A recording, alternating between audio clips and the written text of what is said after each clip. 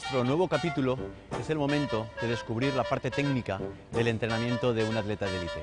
Concretamente, Nacho Cáceres hoy nos va a desvelar esa parte más específica, cuántos entrenamientos hace, cómo es capaz de planificarse su temporada, cómo hace la recuperación, qué otros elementos intervienen en su puesta a punto para la mejora de su rendimiento y para la consecución de sus objetivos deportivos. Hoy, Nacho Cáceres nos contará sus secretos de entrenamiento.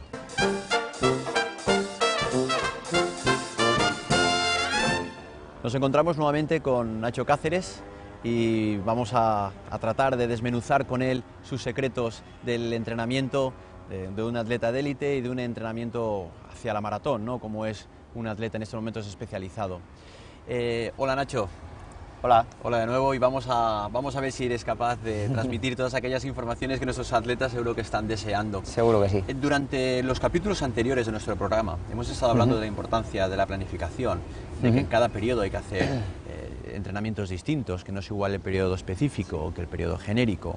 Pero en tu caso, cuando tú te preparas una gran cita deportiva, como puedan ser unos Juegos Olímpicos, ¿cómo haces esa planificación? ¿Cuándo empiezas a pensar que quieres ir a los Juegos y a partir de ahí cómo te organizas? Bueno, pues como bien dices, claro, es una planificación muy a largo plazo, con lo cual lo primero que hay que hacer es sentarse a hablar con el entrenador y pensar cuándo son los Juegos Olímpicos, echar atrás en el calendario cuántas semanas, o en este caso meses, necesitas para poder prepararlos con garantías de estar a tu nivel, y a partir de ahí tienes que saber cuánto tiempo antes tienes que descansar de haber corrido otro, con lo cual empiezas a echar para atrás y nos vamos a más de un año posiblemente de saber en qué maratón lo vas a intentar, más o menos, con un margen a lo mejor de un mes, a lo mejor, pero tú tienes muy claro cuándo tienes que acabar de correr un maratón y hacer la mínima para poder descansar, recuperarte muy bien de un esfuerzo tan grande como es 4 meses de planificación específica de maratón, más luego el impacto de la carrera, para poder luego afrontar con garantías otra nueva preparación de 4 meses y llegar en el momento óptimo a la cita clave. Perfecto, 4 meses. 4 meses que evidentemente no es el mismo entrenamiento que tú realizas al principio, que conforme te vas aproximando a esa gran cita, ¿no? ¿Cómo queda planificados esos 4 meses? No, claro, para llegar al ciclo de maratón, que son esos 4 meses, primeramente hay un trabajo de base que se hace, lo podemos llamar un periodo fundamental, donde se da prioridad a otros aspectos, a otro tipo de rodajes, a otro tipo de ritmos y sobre todo a otro trabajo de condición física. Te estás preparando para estar en un muy buen momento de forma para empezar la planificación del maratón. O sea, es decir, no te pones en forma durante el periodo de maratón, ya más o menos estás en forma. Lo que haces es preparar de manera específica el maratón. Entonces hay que diferenciar claramente lo que sería ese periodo fundamental, que a lo mejor pueden ser pues a lo mejor otros 3 meses, con lo cual mi recomendación, ya no recomendación, porque claro, cada planificación es diferente, pero para un atleta de élite, pues poder preparar un campeonato con unos 8 meses de antelación es clave, porque hace un ciclo de entrenamiento fundamental o preparatorio, en el cual luego también debe descansar un poco, es decir, 1 o 2 semanas de bajar un poco el pistón, volver a recuperarse, controlar que está todo bien, fisio, médicos, analíticas, nutrición, ponerlo todo, digamos, en la línea de salida de la preparación para poder llegar... esos últimos 4 meses. Exacto, para que esos últimos 4 meses en principio vaya todo rodado y sea tan fácil como hacer 200 kilómetros a la semana.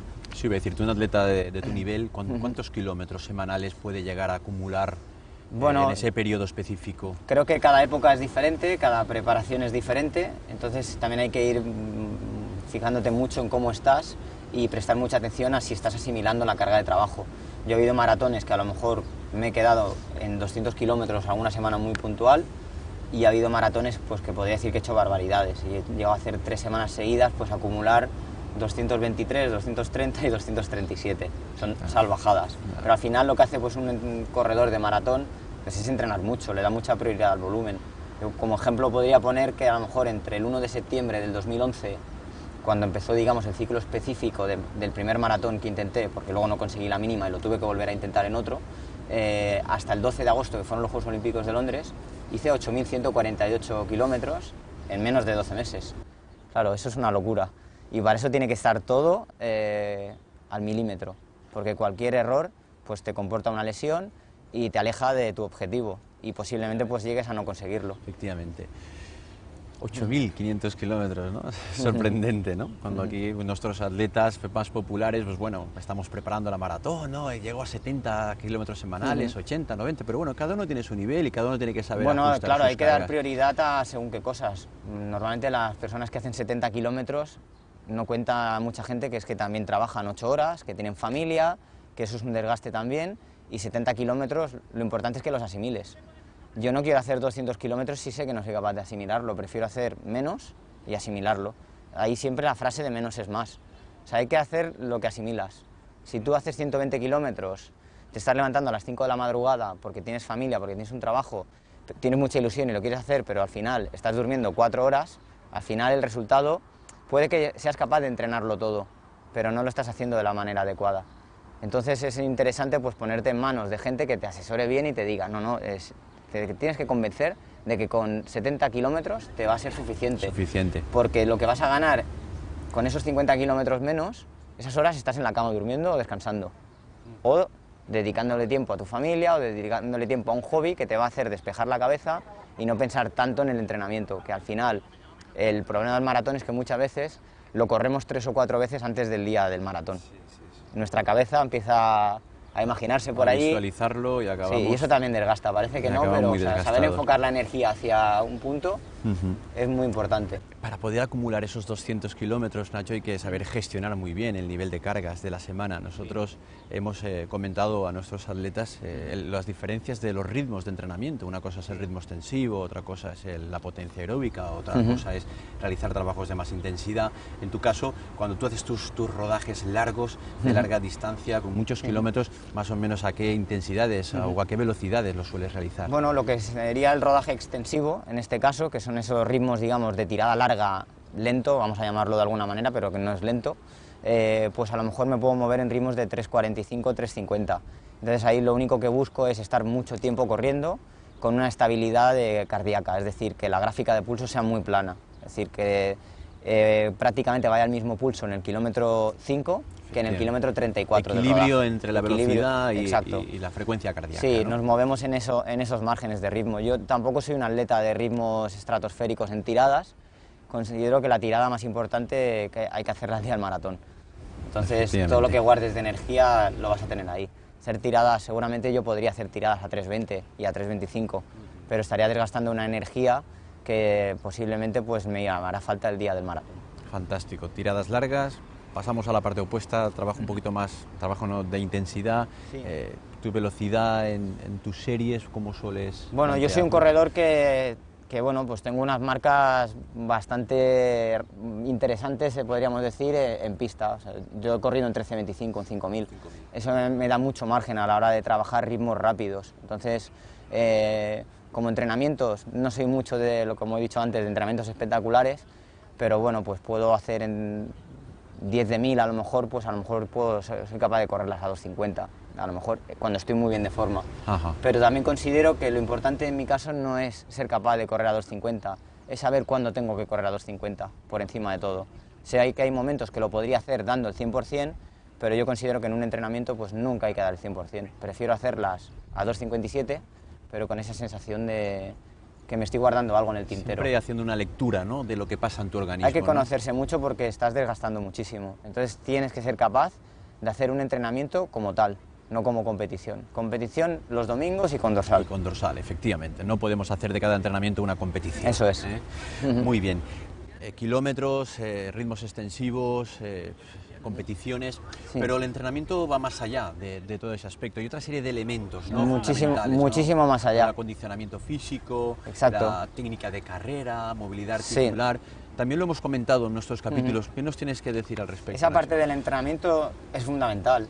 No puedes hacer una planificación de maratón sin tener en cuenta todos esos aspectos. Igual que es importante darte un masaje para recuperarte, es importante que trabajes la elasticidad para devolver al músculo su longitud después de una sesión larga.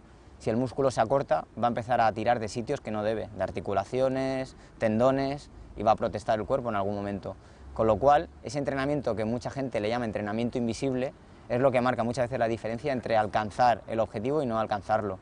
Porque muchas veces, ahora, el hecho de entrenar a gente, pues te das cuenta que en ocasiones, cuando ves que alguien que está, digamos, bajo tu tutela y que tú le estás orientando, consigue una marca, rápidamente todo el mundo le pregunta, ¿y qué series has hecho? ¿Y qué tiradas? Y todo el mundo se interesa siempre por lo mismo, pero nadie pregunta, ¿y cuánto tiempo has dedicado a estirar cada semana? ¿Y cuánto tiempo has dedicado a la técnica de carrera? ¿Y cuánto tiempo has dedicado a la condición física? Ahí es donde intentamos nosotros marcar la diferencia. Efectivamente, ¿no? Muchas veces el atleta está dotado fisiológicamente para conseguir las marcas, pero su estructura no se lo permite por no cuidar estos Yo detalles. estoy convencido de que la mayoría de la gente, si hiciese un 10% menos de kilometraje y destinase el tiempo de ese kilometraje a la condición física, se sorprendería de ver los resultados que tiene, porque sería mejores resultados, mejores marcas, correría más, correría mejor y tendría menos lesiones. Es fácil, ¿no? Pero eso luego hay que aplicarlo. Parece muy fácil y si no estás acostumbrado y tu mentalidad o tu sistema de trabajo es siempre kilómetro, trabajo, trabajo, trabajo, es un cambio y todos los cambios son procesos que llevan tiempo asimilarlos, pero hay que tener confianza en lo que estás haciendo. Si tú confías en ti y en la persona que está contigo, en tu entrenador, en tu fisio, tienes que ponerte en sus manos, dejarte llevar y dar lo mejor que puedas. Y como siempre digo, todos cuando buscamos hacer marca o algo, pues buscamos nuestra propia excelencia, pero nuestra propia excelencia no podemos confundirnos. No se trata de dar el 100% en cada entrenamiento. Hay entrenamientos que dar la excelencia consiste en dar el 80% y en saber dar el 80%. Eso también es ser excelente a veces. O simplemente hacer un regenerativo muy suave y ya está. Por supuesto, disfrutarlo. Claro. Si toca, en vez de hacer un rodaje a 3.50, toca hacerlo a 4.15, saber que lo estás haciendo perfectamente. Efectivamente. Entrenar y recuperar. Ambos elementos forman la carga de trabajo que hemos comentado aquí nosotros en alguna ocasión. Sí. ¿Cómo haces la recuperación? Porque claro, 200 kilómetros a la semana uno tiene que tener muchas eso horas de es descanso. Lo dije hace ya tiempo y siempre me acuerdo de eso cuando me preguntan sobre el tema de la recuperación. Hay 3 conjugaciones, con entrenar, comer y dormir. Esa es la base. A partir de ahí luego hay que suplementar. Nutrición, ya está la nutricionista que con la alimentación, con una muy buena alimentación ya cubres muchísimas carencias que puedan haber en tu organismo en base al entrenamiento. Y luego pues aminoácidos, glutamina, recuperadores, pues a lo mejor los que yo utilizo, pues la marca está 226, que está muy bien, conjugas proteína, con hidratos, una muy buena hidratación. O sea, es fundamental estar bien hidratado durante todo el año, no durante una semana antes de un maratón. Ese es el error típico de mucha gente también, nos ha pasado a todos, yo también me incluyo. La botella de agua siempre a la vista, exacto, ¿no? Hay que siempre beber sin tener sed. Y por ejemplo, si vas a correr un maratón, pues yo te recomiendo que 2 semanas antes ya aumentes un poco o que prestes más atención. Hidratarte ya te tienes que haber hidratado antes, pero presta más atención. Lo que no hagas es beberte 5 litros de agua el sábado, porque lo que vas a hacer es justamente lo contrario a lo que necesitas. Fantástico, Nacho. Pues nada, me gustaría que hicieras alguna recomendación final, ¿no? a nuestros atletas, ¿no? Has hablado constantemente de la confianza en el equipo de trabajo, de que saber gestionar muy bien la planificación. En todo este boom en el que estamos metidos y todos estamos disfrutando realmente, creo que la figura del entrenador, la figura de los especialistas es muy importante. ¿Cuál es tu recomendación en este sentido, ¿no? Porque constantemente nos llegan planes de entrenamiento por internet, planes de entrenamiento de revistas especializadas, pero creo que no se adaptan a las características y necesidades de cada uno de los atletas. ¿Cuál es tu recomendación en este Bueno, yo en este caso, este tipo de planes generales que puedes encontrar en revistas están muy bien cuando te estás iniciando, pero esa etapa es breve. Luego enseguida necesitas a lo mejor hacer lo que te toca a ti hacer, porque cada persona es diferente, cada persona tiene cualidades. Hay gente que puede trabajar más volumen y hay gente que puede trabajar a lo mejor más calidad. Entonces eso lo tiene que ver alguien y si tú no eres capaz de verlo, te lo tiene que decir alguien. Entonces trabajar con profesionales pues siempre pues, es una garantía, porque normalmente cuando tienes un problema en la boca, a lo mejor de higiene dental o algo, pues te vas a un dentista a que te lo solucione, o cuando tienes un problema de salud te vas a un médico a que te lo solucione. Pues en este caso, si tú crees que tienes un problema porque no estás mejorando en el entrenamiento, pues tienes que buscar especialistas o profesionales de este sector, un nutricionista, un traumatólogo, un fisioterapeuta especializado en deporte, no el primero que encuentres, porque no tiene nada que ver un fisio que trabaja a diario con gente que corre y ve todo tipo de patologías relacionadas con el correr, pues con un fisioterapeuta que a lo mejor pues se dedica a otro tipo de rehabilitaciones. Entonces, y un entrenador que yo creo que es fundamental. O sea, es una figura que está muy abandonada, siempre ha estado ahí dejada de la mano de Dios, digamos, tanto en el atletismo profesional como en el popular, pero un buen entrenador es la llave que te abre la puerta del rendimiento, del éxito y de disfrutar de lo que estás haciendo, que en definitiva, al final, por encima de resultados, hay que disfrutar de todo lo que estás haciendo. Fantástico, Nacho. Disfrutar y que cada uno sea consciente de sus posibilidades y que lo lleve adelante. Nacho, muchísimas gracias. Ha sido un placer contar contigo en nuestros capítulos de Entrena con Serrano y estamos completamente convencidos que seguro que ha sido de muchísimo agrado para nuestros atletas. Un placer, Nacho. Gracias a vosotros. Gracias. Nacho Cáceres nos ha desvelado en estos 2 capítulos los secretos del entrenamiento. Ha sido muy interesante comprobar cómo un atleta de alto nivel nos ha dicho la importancia que tiene toda la parte personal para la consecución de sus objetivos. Es muy importante todos sus consejos que los tenemos que aplicar, como si somos capaces de extrapolar lo que él nos ha dicho a nuestros entrenamientos y a nuestra experiencia, vamos a sacar un gran enriquecimiento de todas sus palabras. Por otro lado, vamos a ser capaces de valorar mucho más el esfuerzo de estos deportistas de élite, de estos atletas que se dejan la piel, de estos atletas que para llegar a conseguir sus objetivos y sus retos internacionales tienen que pasarse horas y centenares de kilómetros, como habéis oído. Ha sido una suerte contar con Nacho Cáceres y con esto nos despedimos en la parte del entrenamiento de alto nivel. Pero tú tienes que conseguir tus sueños. Nos veremos en el próximo capítulo.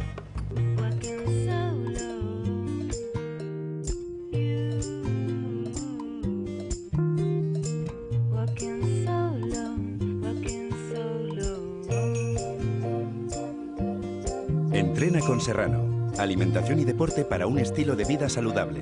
Síguenos en pasateaserrano.com.